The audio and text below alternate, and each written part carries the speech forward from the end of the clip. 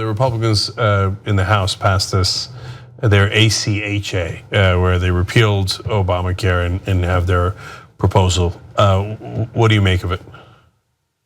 Well, they had promised so many times to repeal Obamacare, they had to pass something. I mean, they literally, and so they had to get enough votes from all the constituencies. So they moved the components of that bill around in various ways to generate votes. And it really wasn't, there was no one sitting back there saying, what's optimal care going to look like for the country, or what's the best financing model? And so it was sort of ideological and political, and not built around somebody who had a great vision for what optimal care should look like. So that is not a bill based on optimal care delivery. That's a bill based on how do we get, what is the number of votes? How do we get to 218 votes or whatever? Okay.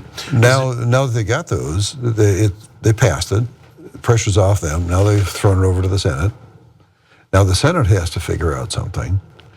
And they've got a totally different set of pressures and a different set of realities. And the Senate's got some major challenges. And one of the major challenges is one of the very best, most brilliant and wonderful things that Obamacare did was expand Medicaid. We're the only country in the world that does not provide coverage to its low-income people.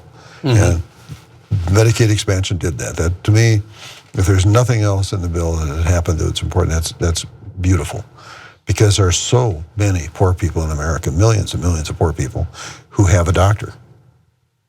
Whose kid gets sick and they can take them in. I mean, that's miraculous. It's a wonderful thing. So the expansion of Medicaid is a wonderful, wonderful thing.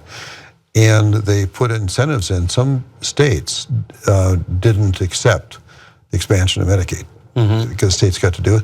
But many states did, and many of the states that did have Republican governors and Republican senators, and those people love it, and the hospitals in those states love it because it's paying for their hospital care for other people who otherwise would have no funding at all. And so there's a lot of people that love it. So the Republican bill basically puts all that at jeopardy, the House bill. Yeah, they cut $800 billion from Medicaid. They cut it from Medicaid, yeah, which is a criminal and horrible thing to do. If you are asking what my leaning is on that, criminal and horrible is a leaning. And so what we need to do, though, and what's going to happen in the House or the Senate, though, is they can't cut that Medicaid in those states in the same way because those senators will not get reelected because they will be hated by all the people who lose their coverage. And so that makes it much, much, much harder for the Senate to do that type of thing.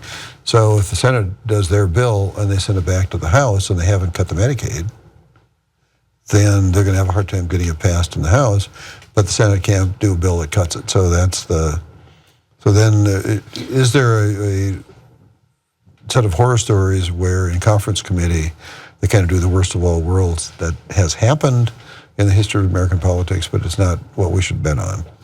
Is it conceivable that the House version of that bill could be better than Obamacare? No. No. Okay.